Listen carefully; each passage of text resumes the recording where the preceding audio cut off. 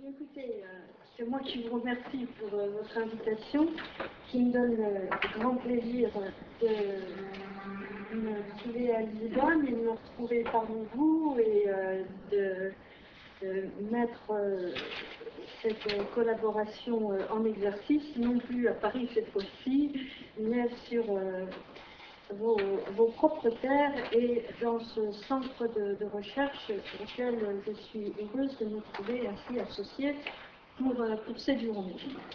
Donc, le professeur Matos Ferreira m'a demandé de parler sur le thème religion et république, ce qui est un thème extrêmement vaste, extrêmement large, sur lequel on pourrait parler pendant des heures et des heures. Alors, avant de présenter le bilan historiographique de quelques centenaires, est-ce que tout le monde parle, est-ce que vous me comprenez bien? Est-ce qu'il faut que je parle plus lentement? Ça va. Ça va. Vous savez peut-être que la France a un amour immodéré pour les commémorations, et nous avons donc commémoré la loi de 1901, dont je vous parlerai, sur les associations et les congrégations, la loi de 1905 sur la séparation. Antérieurement, je dirais quelques petits mots sur le centenaire de la Révolution française, parce que ça a permis de faire un point sur religion, pas religion et république, religion, révolution, mais enfin il y a une association malgré tout.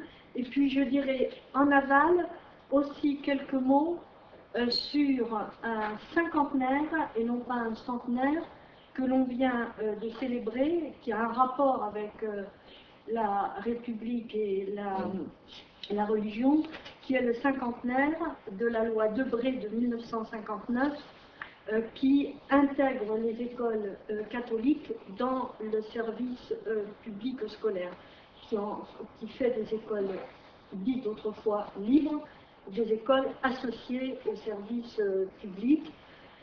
C'est quelque chose d'intéressant. Et puis j'aborderai, j'espère que j'aurai le temps, quelques questions.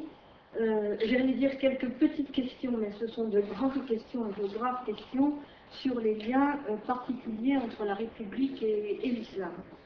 Alors, cette mention de l'islam m'amène à faire tout d'abord quelques observations générales sur ce que l'on peut mettre derrière le mot de religion quand on parle en France de religion et de république.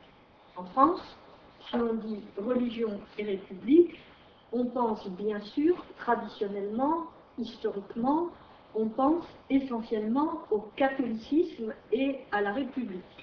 Parce que le catholicisme a été pendant longtemps et reste de toute façon la religion majoritaire en France, et comme le disait le Concordat, plus exactement la Convention de 1801, signée entre Picette et Bonaparte, le catholicisme est la religion de la grande majorité des Français. Donc, historiquement, religion, république, c'est essentiellement catholicisme et république.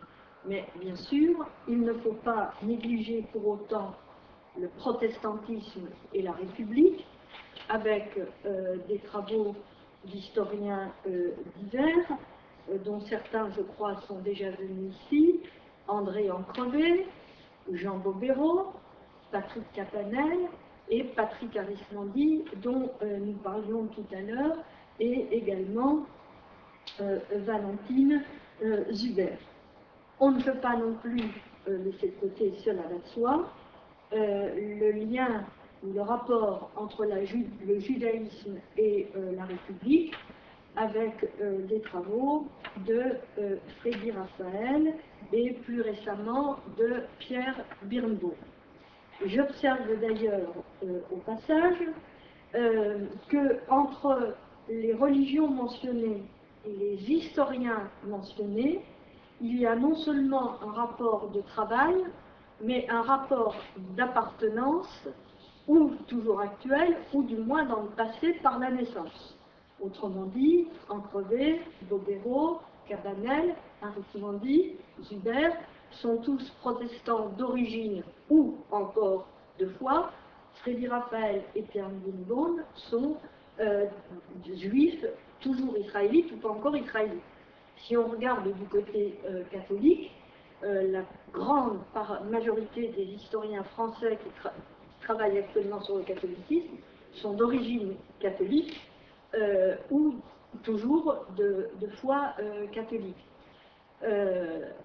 Il y a une exception, comme j'avais fait remarquer une fois à Claude Langlois, qui disait ce sont des catholiques qui travaillent, etc. J'ai dit, et l'historienne de la libre pensée n'est pas libre pensée. Il n'y a pas d'appartenance du monde. Voilà. Alors, en outre, depuis quelques décennies, l'islam occupe une place de plus en plus importante, en grande partie à cause de la difficulté à accepter dans notre culture les marques d'une religion qui est étrangère aux formes culturelles, au moins sur le sol métropolitain, parce que quand l'Algérie était française et quand l'Algérie était implantée en Afrique noire, bien sûr, elle avait des rapports on ne peut plus forts, constants et suivis avec l'islam. Alors, j'aurai l'occasion de reparler de cela à la fin de cette communication. J'ajoute simplement, pour terminer ce petit préliminaire, que le bouddhisme commence aussi à s'inviter dans les rapports entre la République et la religion, parce qu'il y a un certain nombre de communautés bouddhiques qui sont maintenant bien installées en France. Ce n'est pas du tout le même type de problème, bien évidemment, c'est une religion aussi étrangère à notre culture et à nos traditions que l'islam, mais ce ne sont pas du tout le même type de problème qui se posent. Alors, néanmoins, malgré l'existence de ces différentes religions qui ont un rapport avec la République, qu'il s'agisse d'anciennes religions concordataires comme les deux cultes protestants, le luthérien, le calviniste ou réformé, ou le culte israélite, ou qu'il s'agisse, et l'islam pour les terres d'Afrique, ou qu'il s'agisse de religions qui n'ont jamais été concordataires sur le sol métropolitain. Donc, pour en terminer avec cette petite présentation, je vais préciser que c'est surtout du catholicisme que je vais parler. Alors, même en gardant le seul rapport entre catholicisme et république, le champ d'investigation est déjà absolument immense. Et il faudrait plusieurs séances, longues séances de travail pour présenter tout cela.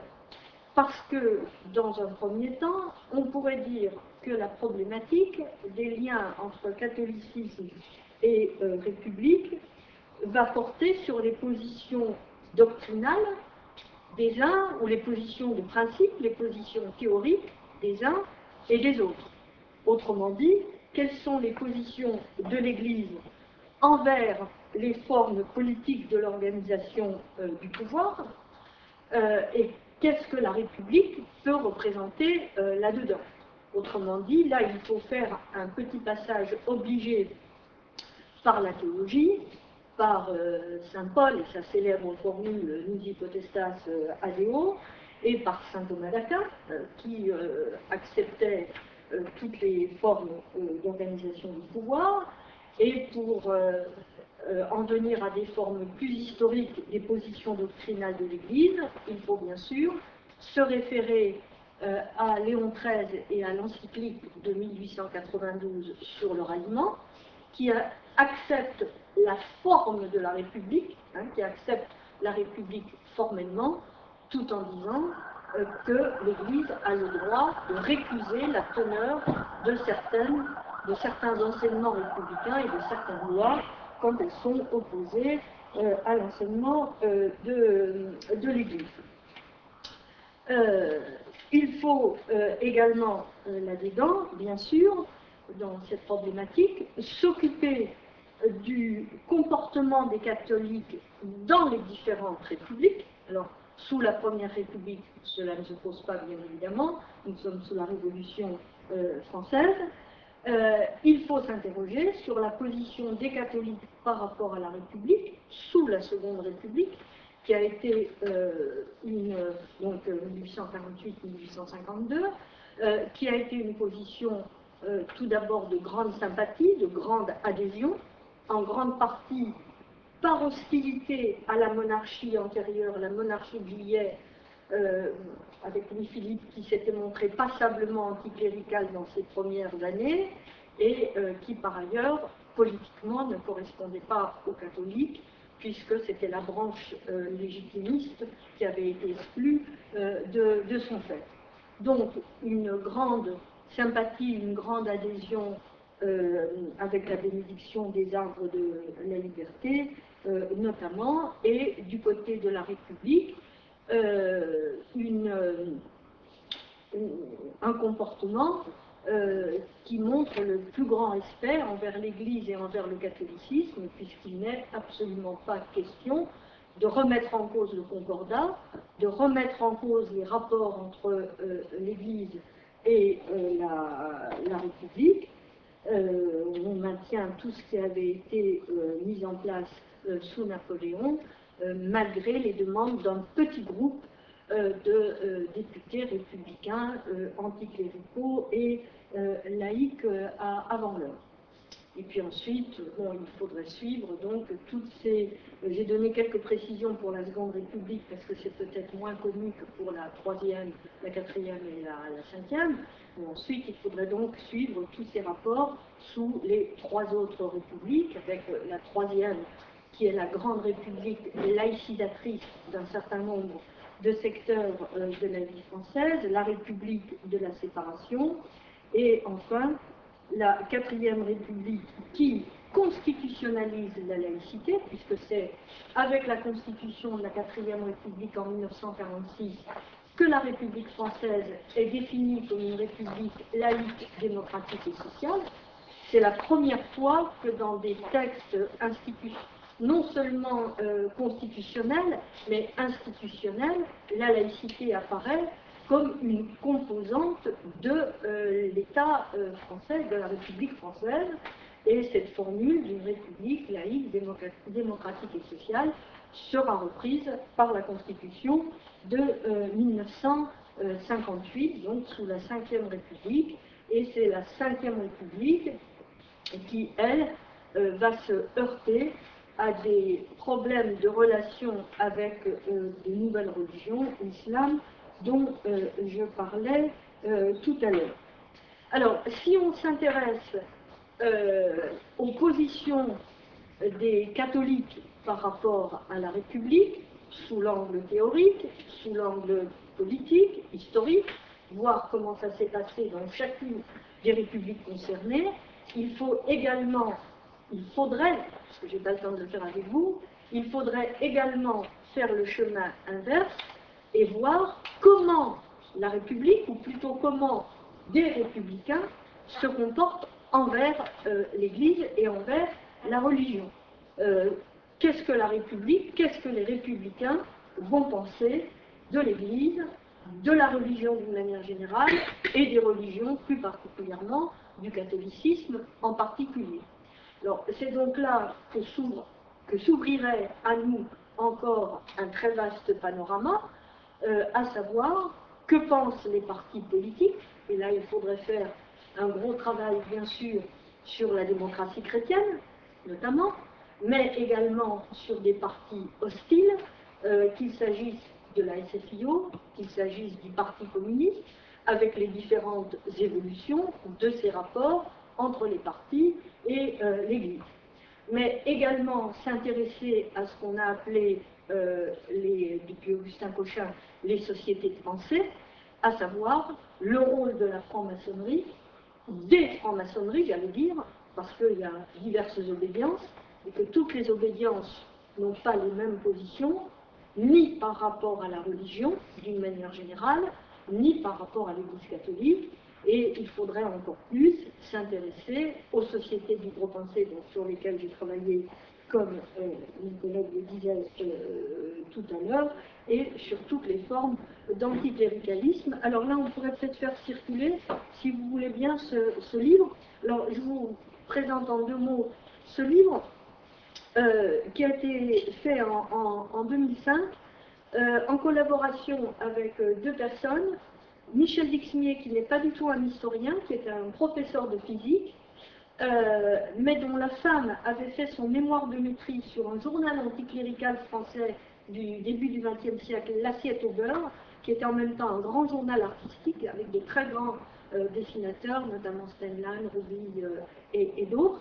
Et ce monsieur donc avait découvert cette production quand sa femme faisait son mémoire de maîtrise, et il s'est entiché pour les vieux papiers, et il est devenu un collectionneur absolument invraisemblable de vieux papiers, à tel point que sa maison dans la cave est pleine de journaux et de papiers, et qu'il a acheté un appartement près de chez lui, un 2 pièces, où tout est transformé en bibliothèque pour recevoir des vieux papiers.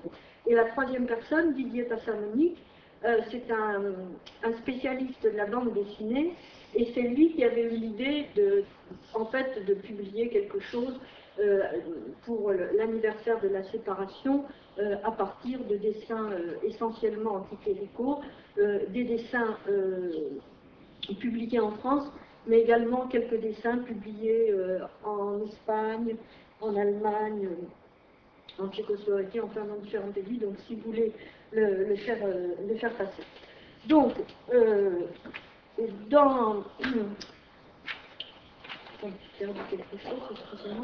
alors, pour en terminer avec ce premier point, tout ce que l'on pourrait faire donc, en matière de présentation doctrinale, théorique, historique sur les partis, sur les hommes, je vous indique rapidement quelques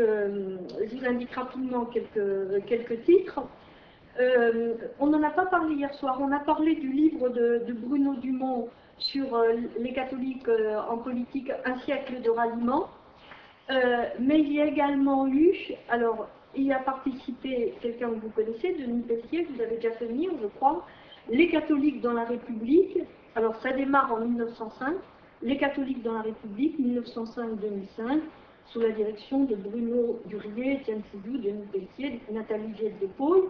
Alors, c'est un ouvrage qui est centré autour d'un certain nombre de thématiques dans lesquelles vous allez retrouver certaines des choses que je viens de vous dire, à savoir l'histoire, un siècle d'engagement catholique. Là, le siècle d'engagement catholique, c'est le 20e, donc à partir de la séparation, mais également les groupes. Alors que ce soit des groupes politiques, que ce soit des groupes religieux, que ce soit des groupes sociaux, des grandes figures, alors par exemple des aumôniers, des militants, des hommes d'œuvre, etc. Et puis tous les enjeux qui peuvent se poser là autour. Alors, je vous indique également, je ne vais pas parler trop longtemps de ça, parmi quelques biographies, parce qu'il ne faut pas négliger, on en parlait à midi, le rôle des hommes. Donc, parmi quelques biographies sur les rapports entre catholicisme et république, ou entre religion et république, il serait bien sûr très intéressant de regarder tout ce qui est biographie d'hommes d'église et notamment des évêques, alors là avec les travaux de Jacques-Olivier Boudon, et puis avec quelques biographies d'évêques tout à fait intéressantes. Alors, que ce soit des évêques favorables à la République, par exemple, une biographie de Monseigneur Lacroix, qui a été évêque de la Tarentaise par Christian Sorel, qui était professeur à Chambéry, qui est maintenant à Lyon, qui a publié une biographie de Monseigneur Lacroix en 2003. Le titre est symbolique, significatif, Libéralisme et modernisme, Monseigneur Lacroix, 1855-1922, enquête sur un suspect. Monseigneur Lacroix était suspect de trop grande sympathie envers la République et de positions doctrinales quelque peu suspectes, à tel point d'ailleurs qu'il a préféré démissionner en 1907 et on a fait ultérieurement de lui un évêque in partibus. Mais en retour, ça serait intéressant pour ces positions entre le catholicisme et la République de voir la biographie, au contraire, d'un évêque totalement hostile à la République, étudié par Gérard Chelvy, que vous avez fait venir aussi, je crois, ici, ou du moins dont vous avez publié quelque chose. Alors, vous connaissez sa biographie d'Ozanam, mais après Ozanam, en 2007, donc vous voyez, c'est encore relativement récent, il a publié une biographie du cardinal de Cabrières, 1830-1921, donc quelqu'un qui a vécu extrêmement longtemps, hein, il a vécu 91 ans et a été évêque plus de 40 ans, plus près de 50 ans que de 40. Pour vous donner une idée des positions du cardinal de Cabrières, après, non pas l'encyclique du ralliement, mais après le toast du cardinal de la Vigerie en 1890, qui laissait entendre que l'Église pouvait se rapprocher de la République, le comte de Paris avait réagi vivement, et le cardinal de Cabrières écrit au comte de Paris: vous avez éloquemment prouvé que les Français avaient encore le droit d'être catholiques et monarchistes. Je vous en remercie. Donc, vous voyez, ça vous donne une idée des positions de ce cardinal.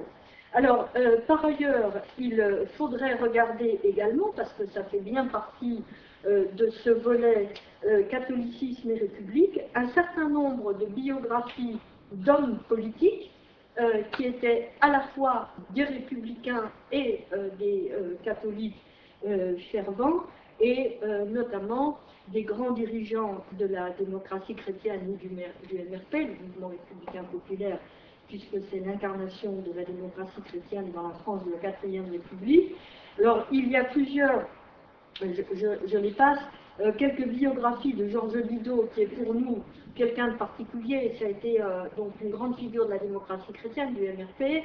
Avant, il avait été un grand résistant, mais il s'est compromis avec l'Algérie française et l'OAS, et son destin a bifurqué à partir de ce moment-là. Je le laisse de côté, mais bien évidemment, ce qui est intéressant à voir, c'est les biographies également de Robert Schuman, et puis d'Edmond Michelet, dont la cause de béatification est actuellement déposée.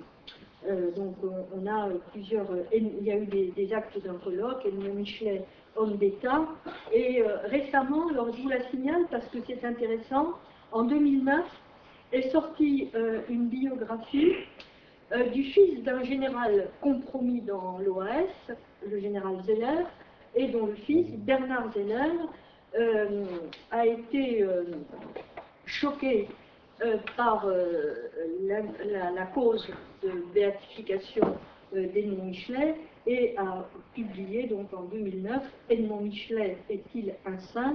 et c'est biographique interrogatif, parce qu'il se pose quelques questions. Alors, j'arrête avec ces quelques considérations générales sur tout ce que l'on peut faire en matière de catholicisme et de république, ou plus largement de religion et de république, et j'en arrive aux différents centenaires.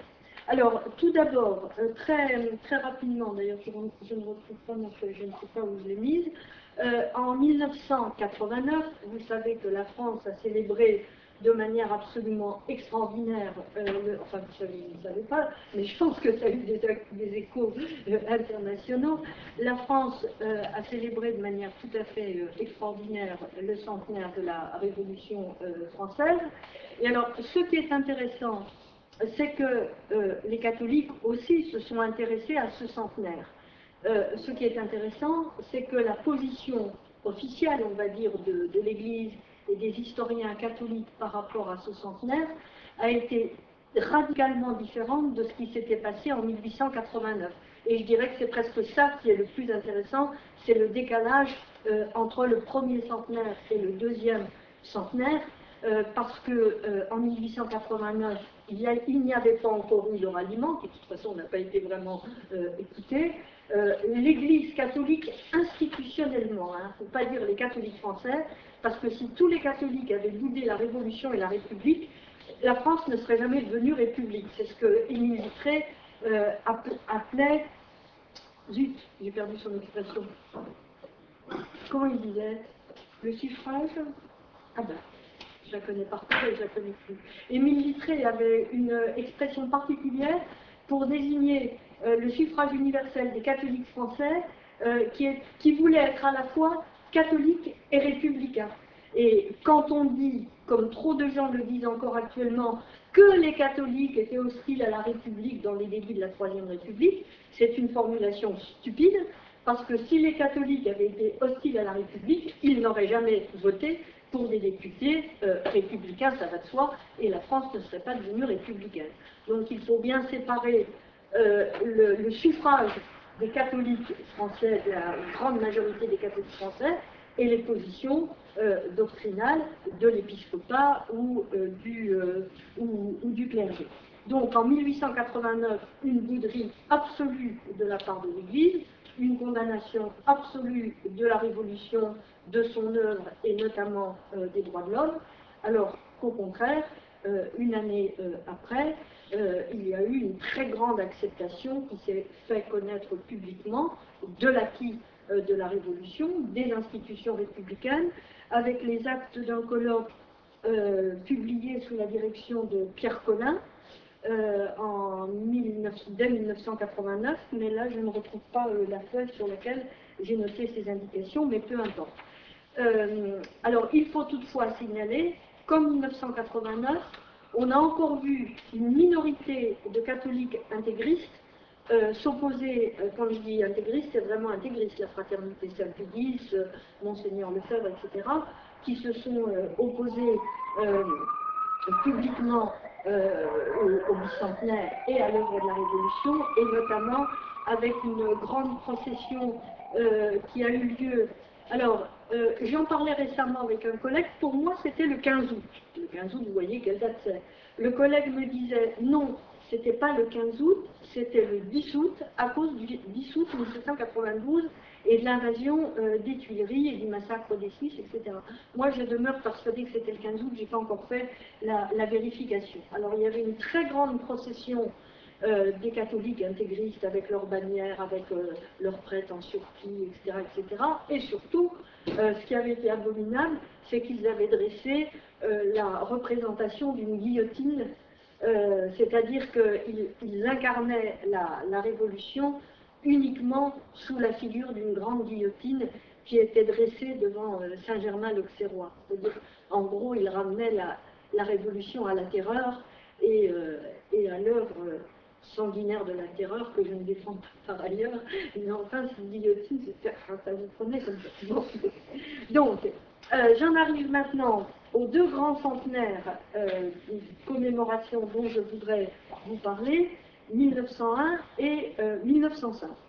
Alors, le 1er juillet 1901 a été votée en France une grande loi qui est la loi sur les associations, qui transforme complètement le régime des libertés publiques en France, enfin qui achève, pardon, de transformer le régime des libertés publiques en France, qui avait déjà été transformé en 1881 par une loi sur le droit de réunion, et qui avait été transformé également en 1881, 29 juillet 1881, par la grande loi sur la presse. Des lois extrêmement libérales, au meilleur sens politique du terme, et qui laissaient aux Français la possibilité d'une grande liberté d'opinion et d'expression. La Troisième République n'avait pas encore réussi à régler le problème des associations, qui a traversé tout le XIXe siècle et qui était régi de manière extrêmement rigoureuse, sévère et drastique, d'une part par le Code pénal et d'autre part par une loi de 1834 qui restreignait de manière extrêmement sévère le droit d'association. Pourquoi est-ce que la Troisième République, après son triomphe de la période 79-80, pourquoi est-ce que la Troisième République a mis tant de temps avant de régler la question du droit d'association? C'est parce que se posait le problème des congrégations et que l'on ne voulait pas, en tolérant, en donnant beaucoup de liberté aux associations, on ne savait pas comment régler le problème des congrégations religieuses. Donc, la politique de la Troisième République dans ces années 1880-1890, avant qu'il y ait la loi sur les associations, c'était de dire au préfet, laissez toutes les associations républicaines se former de manière extrêmement libre, ne vous occupez de rien, ça se fait de manière très informelle sur le terrain. Enfin, ça ne pouvait pas durer comme ça. Donc, en 1901, au lendemain de l'affaire Dreyfus, il faut bien préciser, au lendemain de l'affaire Dreyfus, c'est-à-dire quand les passions avaient été vraiment portées au rouge, portées au vif, par tout ce combat autour de l'affaire Dreyfus, par tout ce combat entre les Dreyfusards et les anti-Dreyfusards qui mettaient en exergue tous les problèmes de la démocratie, de la justice, donc des valeurs républicaines, enfin va être votée cette loi du 1er juillet 1901. Mais autant les deux premiers titres de la loi sont du plus grand libéralisme possible pour tout ce qui est les associations. C'est-à-dire que les associations ne sont même pas tenues de se déclarer. On peut former une association sans même le déclarer. Simplement, si on ne le déclare pas, on ne peut avoir aucun avantage. Si on peut avoir des avantages, notamment pour rester en justice, pour aller devant un tribunal en cas de besoin, il fallait se déclarer ou même se faire porter d'utilité publique. Ça, ce sont deux titres du plus grand libéralisme possible.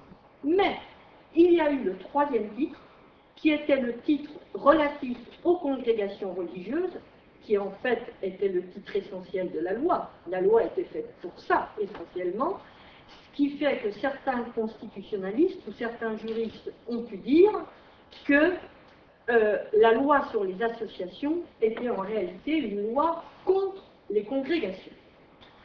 Vous avez ici un extrait d'Antoine Pro, qui est un historien du politique, un historien de l'école, qui, dans un des grands colloques sur la loi de 1901, écrit « On légiféra sur les associations pour régler, c'est dans les conclusions du colloque, on légiféra sur les associations pour régler de façon restrictive le cas des congrégations qui semblaient menacer les institutions. Fondamentalement, c'est une loi sur les congrégations, on peut même dire contre les congrégations.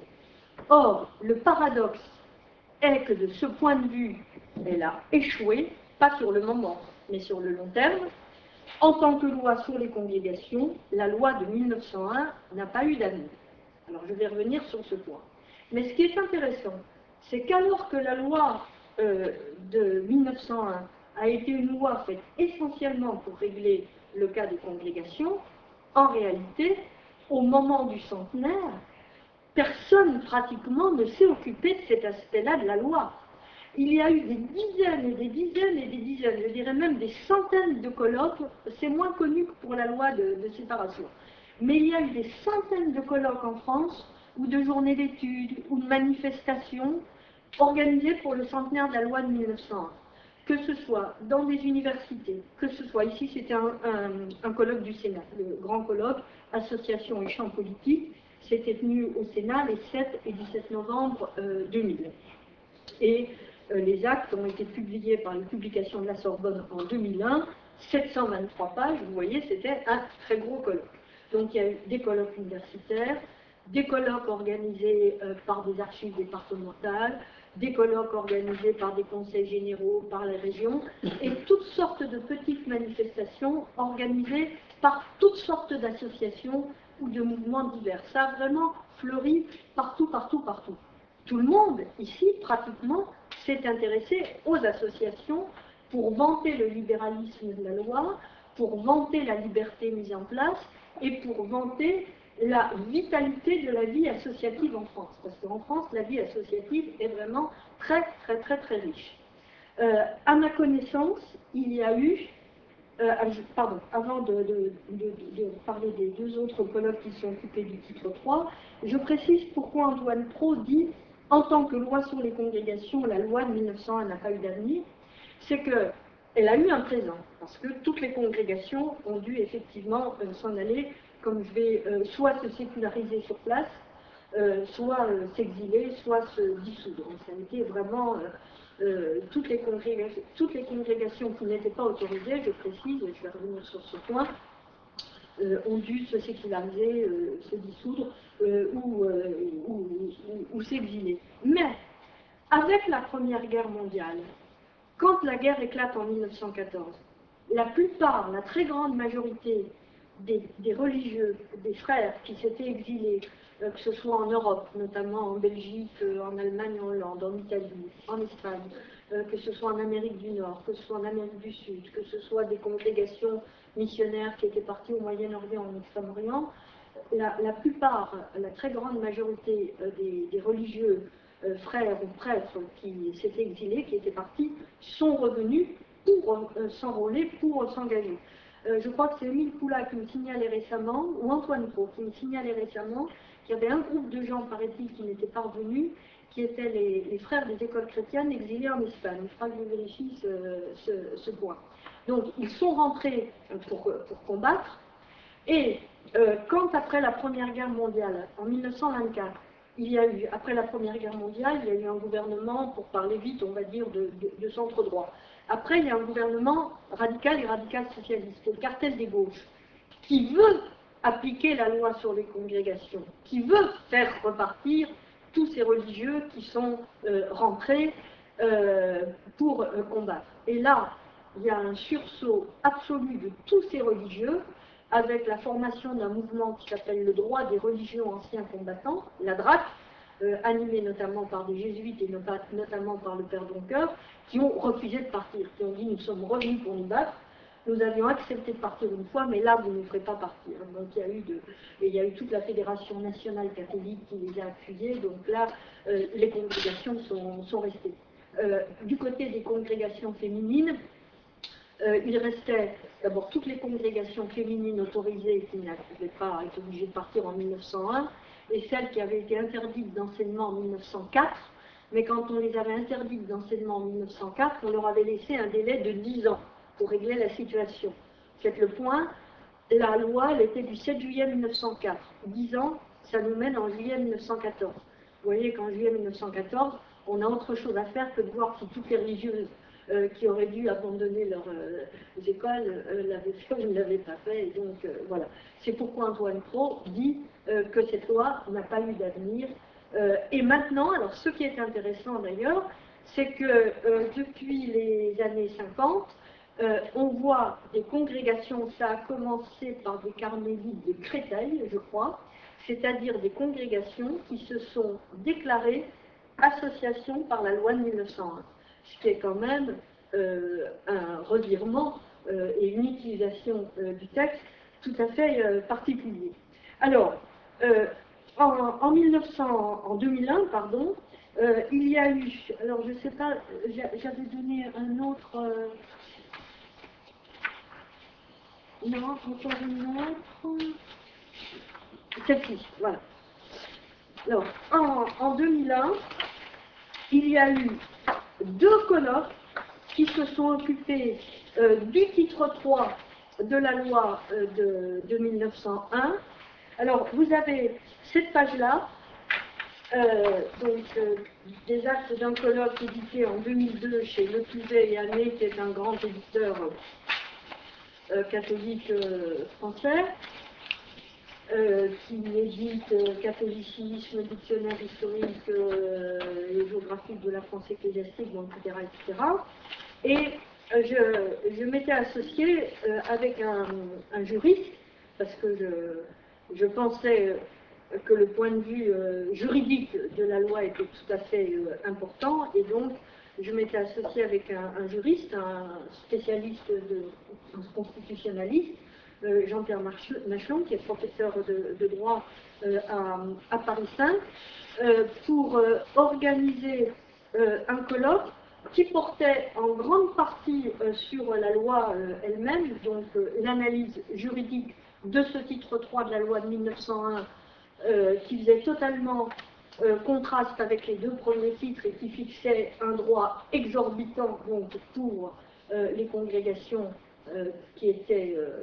Ce qui est intéressant, c'est que je ne l'ai pas dit tout à l'heure, c'est que dans le titre premier de la loi de 1901, les associations étaient définies, on définissait ce que c'était qu'une association, mais le titre 3 qui condamnait les congrégations non autorisées ne définissait pas la congrégation. Vous voyez, tout ce qu'on pouvait savoir, c'est que la congrégation n'était pas une association, qu'elle était d'une essence différente de l'association. Donc, il fallait examiner les différents articles de ce titre 3 et notamment la différence qui était faite entre les congrégations qui étaient autorisées depuis le début du siècle, ou précisément depuis la Restauration qui avait commencé à mettre en place une législation sur les congrégations, et les congrégations qui n'avaient pas demandé d'autorisation. La différence dans la France du XIXe siècle, elle était là.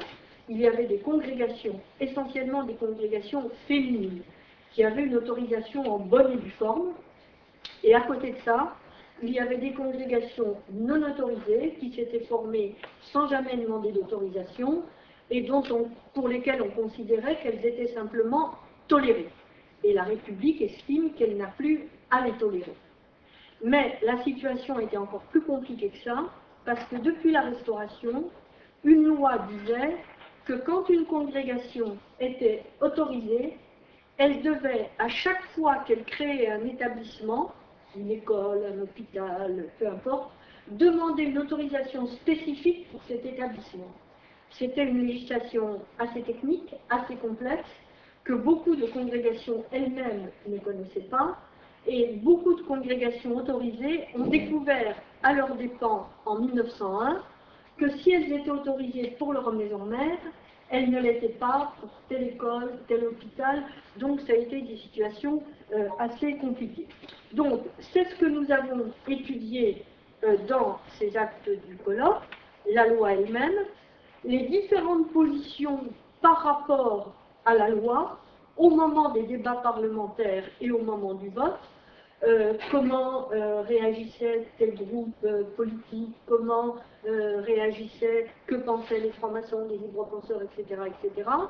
Et puis après, nous avons vu les effets de la loi sur les congrégations, en laissant de côté tout ce qui relevait de l'exil, parce qu'il avait été convenu avec Patrick Cabanel et Jean-Dominique Durand que ce qui relevait de l'exil serait traité dans un deuxième temps, et que nous traitions essentiellement tout ce qui était, nous n'avons pas complètement laissé de côté l'exil, mais enfin c'était tout à fait marginal.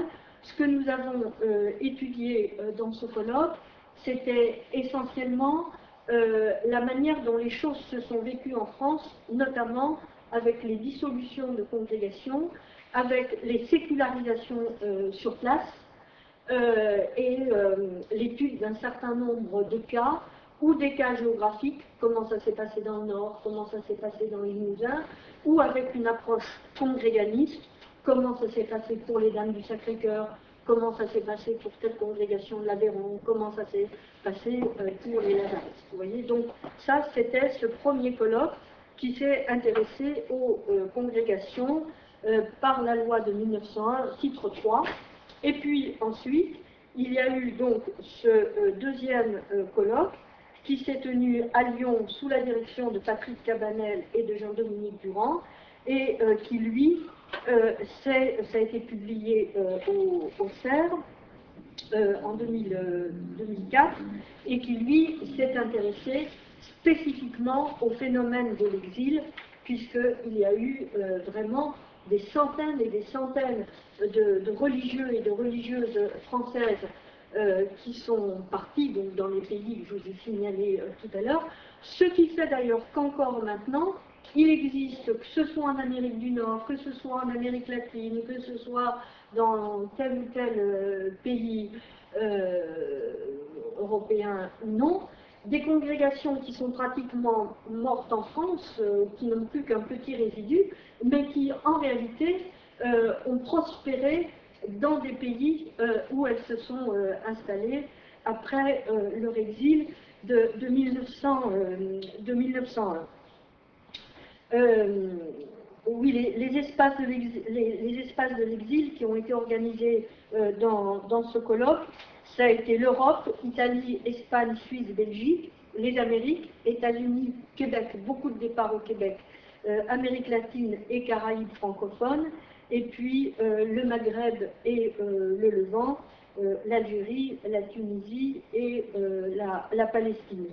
Une des thématiques de ce colloque, mais que nous avions également étudié, c'était le moment où les congrégations sont mises face à l'obligation qui leur est faite de ne plus exister, et l'étude des drames humains que ça a pu représenter pour des religieux ou pour des religieuses. Et notamment, il y a une historienne américaine, Judith Stone, qui était venue dans ce colloque-là travailler sur les effets du titre 3 de la loi sur une petite congrégation diocésaine de l'Aveyron. Parce qu'en France, surtout pour les congrégations féminines, il y avait beaucoup de petites congrégations locales qui étaient à la fois enseignantes et hospitalières. Et elle a étudié le drame que ça représentait pour ces femmes de se mettre en civil. C'est-à-dire, surtout comme c'était des femmes qui avaient 50, 60 ans, qui avaient vécu toute leur vie sous l'habit, sous le voile, et à qui brusquement on demandait en réalité de transformer leur identité. Cette histoire d'identité des religieuses à qui qui ont dû abandonner leur costume quand elles se sont sécularisées sur place pour pouvoir rester, pouvoir continuer de faire l'école, pouvoir, etc., on voulait bien qu'elles restent, mais en étant sécularisées. Donc elles se mettent en civil. Et les réactions intimes que l'on connaît par certaines correspondances, par certains témoignages, me fait tout à fait penser, d'une certaine manière, à ce qu'on demande actuellement aux femmes qui sont en burqa. Et pourtant, j'aime pas la burqa. Moi, ça me fait mal quand je vois une femme en burqa, mais je me dis c'est la même chose en fait. Quand on a demandé à une religieuse en 1901, 1902, 1903 d'abandonner leur voile, leur costume et de se mettre en signe comme tout le monde, eh bien, en fait, c'est ce qu'on fait avec les femmes et la burqa maintenant. Même si les femmes n'avaient pas, même si les religieuses n'avaient pas les visages totalement cachés, sauf les carmélites quand elles étaient derrière leur grille, mais c'est autre chose. Donc, ça m'interroge quand même. Voilà, donc ça c'est pour la loi de 1901. Et puis alors, nous avons eu un troisième colloque qui se rapporte aux congrégations au début du XXe siècle, mais pas à la loi de 1901, à la loi de 1904. C'est-à-dire que quand la loi de 1901 a été votée et appliquée, que l'on a mis les congrégations non autorisées dans l'obligation de demander l'autorisation, que toutes ces autorisations ont été refusées sous le gouvernement Combes, hein. Toutes les congrégations masculines et féminines qui ont demandé une autorisation, ça a été niet. D'où la nécessité de se séculariser ou de partir en exil. La République a encore estimé que ce n'était pas suffisant comme mesure anticongrégaliste. Les congrégations religieuses étaient vraiment la bête noire de la République. Donc, on a estimé que ce n'était encore pas suffisant et qu'on ne pouvait pas laisser des congréganistes, alors là, ce n'était plus que des femmes, parce que parmi les 5 congrégations aussi, il y avait encore les frères des écoles chrétiennes. Parce qu'autrement, parmi les 5 congrégations masculines qui étaient autorisées, il y en avait 4 qui étaient ou pour les grands séminaires, Saint-Sulpice, ou pour les missions, Saint-Esprit, Lazariste, et il y avait, alors il me manque une 5e, il y avait les frères des écoles chrétiennes pour les écoles. Ah non, on a même estimé que leur autorisation n'était pas une vraie autorisation en bonne et due forme, donc il n'en restait plus pour l'enseignement. Il ne restait que des congrégations féminines autorisées qui faisaient encore de l'enseignement, y compris d'ailleurs encore dans des écoles communales. Mais ça, c'est une question assez technique et assez complexe. Éventuellement, si ça vous intéresse, je vous expliquerai tout à l'heure, mais là, ça prendrait trop de temps. Donc, en 1904, après un très long débat, un débat très passionnel et dans lequel les républicains eux-mêmes ont été très partagés, très divisés, il a été décidé, donc par la loi du 7 juillet 1904, que plus aucune religieuse ne pouvait pratiquer un quelconque enseignement. Pas même dans les écoles privées, hein, plus aucun enseignement. Plus d'enseignement confié aux congrégations religieuses. Alors, pour rappeler cette loi de 1904, la conférence des supérieurs majeurs de France a organisé en 2000, ça s'est tenu, attendez, ça s'est tenu les 17 et 18 octobre 2003, qui permettait de faire une publication en 2004, donc pour correspondre au centenaire, les congrégations religieuses et la société française d'un siècle à l'autre, mais le prétexte, c'était la loi, le prétexte immédiat, c'était la loi du 7 juillet 1904, donc interdisant cet enseignement.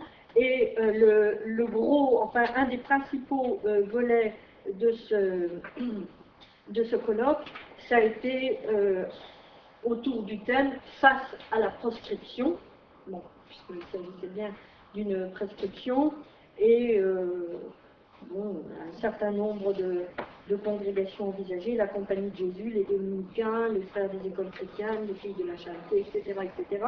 Et il y a eu un deuxième volet qui était sur la réintégration donc postérieure à la Première Guerre mondiale, et ça se terminait par qu'est-ce qu'une congrégation aujourd'hui.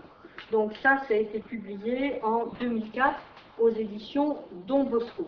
Donc vous voyez, ça a fait 3 actes de colloque sur la question des congrégations, soit la loi de 1901, soit la loi de 1904. Alors, j'en arrive maintenant au centenaire. Oui, ce que je n'ai pas précisé pour la loi de 1901 tout à l'heure, c'est qu'il y avait même eu un secrétariat, attends, comment ça s'appelait?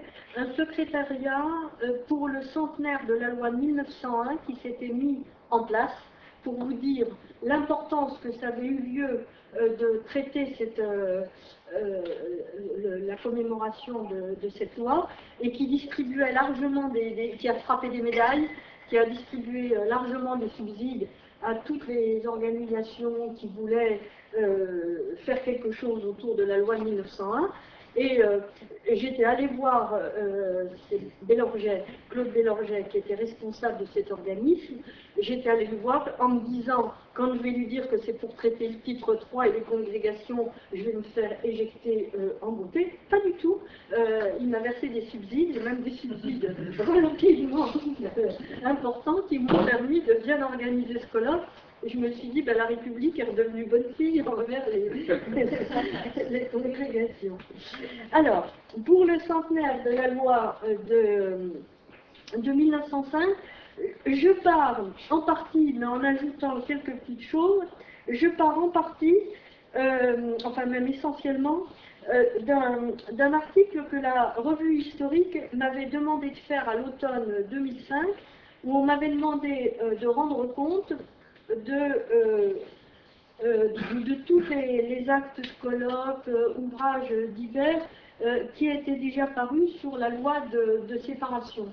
Il y en a beaucoup d'autres encore qui sont parus après, hein, parce qu'un certain nombre d'institutions, universités, partis politiques, associations avaient anticipé, avaient organisé les choses dès la fin de l'année 2004, oui, au tout début 2005, pour que ça puisse être édité au moment de l'anniversaire même, mais il y a encore eu beaucoup de colloques organisés en octobre, novembre, décembre, dont les actes sont parus en 2006, 2007, dont certains même ne sont pas encore parus. Je crois que pour ma part, j'en attends encore deux ou trois. Donc, on m'avait demandé de faire un bilan historiographique sur le thème de la laïcité et de la séparation des églises et de l'État, esquisse d'un bilan historiographique. Alors c'est ce que je vais essayer de vous présenter assez rapidement.